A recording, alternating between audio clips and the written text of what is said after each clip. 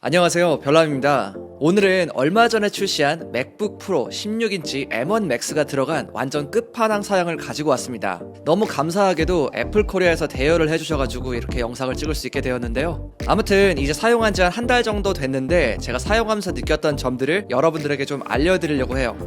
사실 저는 애플에서 나온 맥 제품들을 생각보다 오래 사용해 왔어요. 제일 처음에 썼던 게 정말 옛날에 나온 맥북 에어, 그리고 그 뒤에 썼던 게 아이맥 5K 고급형이었어요. 또 그 뒤에는 맥북 프로를 거쳐서 이제는 이 M1 맥북 프로 끝판왕 모델까지 써보게 되었어요. 이번에 저는 16인치 맥북 프로를 가지고 왔는데요. 정말 처음부터 끝까지 너무나 놀라운 경험이었어요. 기존에 나오던 맥북 프로와는 좀 다른 디자인을 가지고 있죠. 기존보다 조금 더 두꺼워졌는데 아래까지 꽉 차 있는 이런 모습으로 조금 달라졌습니다. 무게도 기존보다는 상당히 무거워졌고요. 자주 들고 다니시는 분들에게는 이게 좀 아쉬울 수가 있는데 이 녀석으로 할 수 있는 것들을 생각한다면 결코 무거운 수준으로 볼 수 없을 것 같아요. 그리고 색상 같은 경우는 기존과 동일하게 스페이스 그레이와 실버 이렇게 나왔고요. 제가 가져온 컬러는 실버입니다. 안쪽을 보면 키보드도 이제 완전히 블랙으로 바뀌었어요. 이 블랙의 의미는 진정한 프로 제품이라는 의미로도 보이네요. 키감도 정말 좋고 기존에 있던 터치바도 사라졌어요. 잘 이용하셨던 분들도 계시겠지만 저는 이 터치바가 정말 싫었거든요. 이 부분은 아주 마음에 들었어요.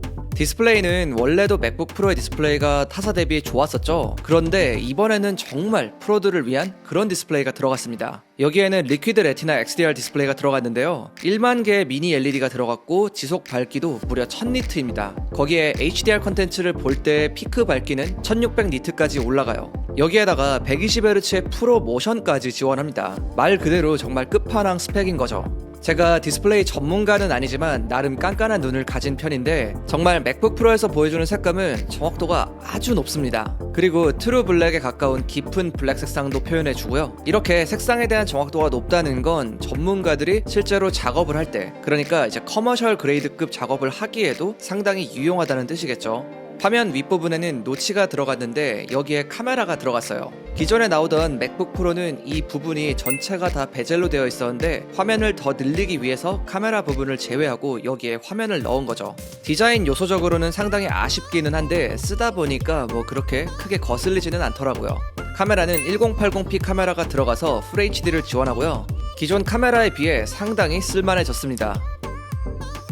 여러가지 변화 중에 이 포트가 달라진 게 저는 참 마음에 들었는데요. 기존에 맥북 프로 같은 경우는 이 타입C 포트만 4개가 들어갔었잖아요. 그런데 이번에는 마이크로 SD 리더기도 들어가고 여기에 HDMI 포트까지 생겼어요. 거기에 맥세이프 단자까지도 들어갔고요. 아무튼 이런 변화는 굉장히 마음에 들었습니다.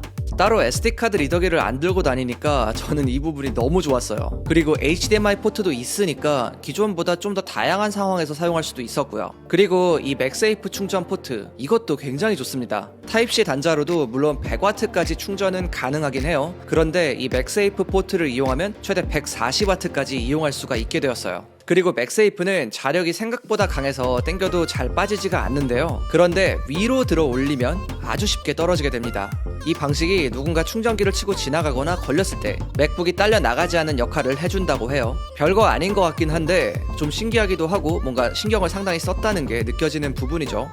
이렇게 디자인과 포트 이런 얘기들을 좀 드렸는데 사실 제일 궁금한 건 바로 성능이겠죠. 간단하게 한마디로 정리하면 정말 끝판왕이 맞습니다. 여기에는 M1 Max 칩셋이 들어갔는데요. 무려 10코어 CPU에 32코어 GPU가 들어간 버전입니다. 64GB의 통합 메모리와 4TB의 SSD가 들어가 있어요. 저는 주로 파이널 컷으로 영상 편집을 하는데 제가 AK 영상을 여러 개를 레이어드 해가지고 올려놓고 돌려봤어요. 정말 고해상도의 영상이라 일반적으로는 프록시로 놓고 작업을 해야 될 만한 영상들이었음에도 불구하고 미리 보기나 플레이백 이런 걸 하는데 전혀 끊김없이 진행이 되었습니다. 저는 현재 M1 iMac을 반년 넘게 사용하고 있는데요. M1에서는 전혀 느낄 수 없었던 압도적인 그런 성능을 느꼈어요. 그리고 1분 30초짜리 AK 영상을 뽑아봤는데요. 이 영상이 20GB가 넘는 용량을 가지고 있는데도 렌더링에 불과 20초밖에 걸리지가 않았습니다. 너무 빨라가지고 좀 당황을 하긴 했는데 더 놀라운 건 발열이나 팬 소음이 하나도 들리지 않았다는 점이에요. 정말 이게 노트북이 맞나 싶을 정도로 말도 안 되는 작업 성능이었어요. 벤치마크를 돌려보면 블랙매직 디스크는 읽기와 쓰기 모두 다 바늘이 그냥 끝까지 넘어가는 수준의 속도였습니다. 특히 멀티코어 점수 같은 경우는 제가 노트북에서 처음 보는 수치였습니다. 지금까지 그래도 상당히 많은 노트북을 테스트를 해봤는데 충전기를 연결하지 않은 상태에서 만점 이상이 나온 건 이 맥북 프로가 유일했습니다. 일반적인 노트북 같은 경우는 이 충전기가 연결이 되어 있어야지 100%의 성능을 다 끌어낼 수가 있잖아요. 그런데 제가 이 맥북 프로를 사용하면서 놀라웠던 점은 전원을 연결했을 때랑 뺐을 때랑 이 성능에 거의 차이가 없다는 점이었어요. 그리고 일반적인 노트북으로 이 벤치마크 테스트 같은 걸 돌리면 이게 성능을 정말 극한까지 쓰는 거기 때문에 팬 소음이 정말 시끄럽거든요. 그런데 제가 이 M1 Max가 달려있는 이 맥북 프로를 써보니까 거의 소음을 들은 적이 없는 것 같아요. 사실상 팬이 작동하는 걸 한 번도 들어본 적이 없는 것 같습니다. 아무튼 그 정도로 성능이 굉장히 남아 돈다는 그런 생각이 많이 들었고요. 이런 부분이 일반적인 고성능 노트북과는 확실히 좀 다른 부분이라고 볼 수 있을 것 같아요. 그리고 이번 칩셋의 메모리 방식이 좀 특이한데요. 여기에는 통합 메모리라는 게 들어갔습니다. 이게 구동 방식이 참 효율적이고 재미있더라고요. 보통 일반적인 PC라고 하면 CPU랑 여기에 램이 들어가고 또 그래픽 카드가 따로 들어가잖아요. 이 그래픽 카드들이 어떤 건 4GB 또 어떤 건 12G짜리도 있잖아요. 이건 VRAM의 용량을 말해주는 건데 이게 클수록 그래픽 작업에 유리합니다. 그런데 이번 M1 Max에 들어간 방식은 조금 달라요. 이 64GB의 통합 메모리가 상황에 맞게 메모리를 사용해 주는 거예요. 만약 지금 하드한 그래픽 작업을 하고 있다면 이 램들이 필요한 만큼 VRAM으로 사용이 되고요. 그러다가 다시 CPU가 많이 필요한 작업을 하게 되면 이쪽으로 넘어가게 되는 거죠. 이런 일련의 과정이 유기적으로 알아서 되는 건데 물론 사용자가 직접적으로 느낄 수는 없지만 원활하게 작업이 가능한 걸 보면 메모리가 똑똑하게 역할을 아주 잘해주고 있다는 걸 간접적으로 느낄 수가 있었어요.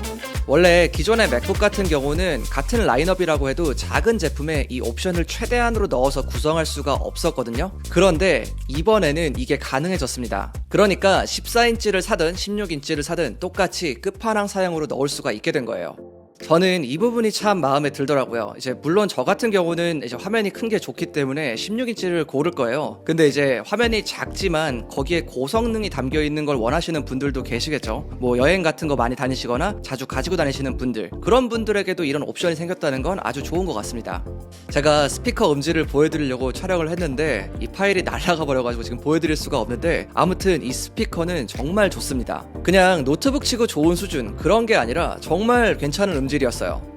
저는 듣고 놀랐는데 이 소리가 공감감이 굉장히 느껴졌고 또 다채로운 부분도 있었어요. 이게 정말 노트북 스피커가 맞나? 이런 생각이 들 정도로 아주 훌륭한 사운드였습니다. 다음번에 기회가 되면 그때 꼭 들려드리도록 할게요.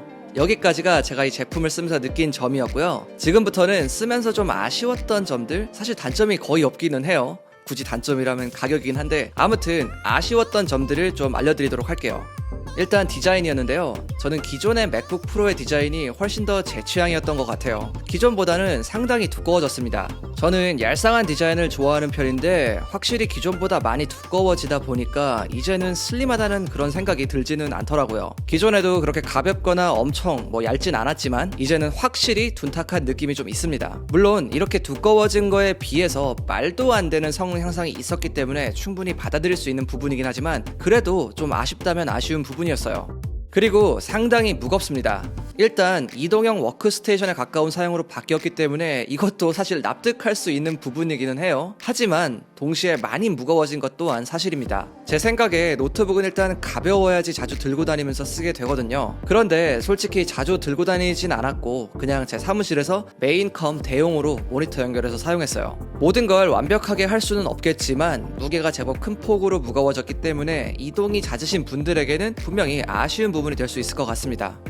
오늘은 이렇게 얼마 전에 나온 맥북 프로 16인치 끝판왕 버전을 살펴봤는데요. 사실 노트북이라는 게 다뤄야 될 부분이 정말 많죠. 그래서 제가 오늘 어떻게 보면 약식으로 좀 이렇게 설명을 드렸는데 기회가 된다면 다음에 좀 더 심층 리뷰로 한번 돌아오도록 하겠습니다. 아무튼 오늘 제가 준비한 영상은 여기까지고요. 지금까지 별남이었습니다. 바이.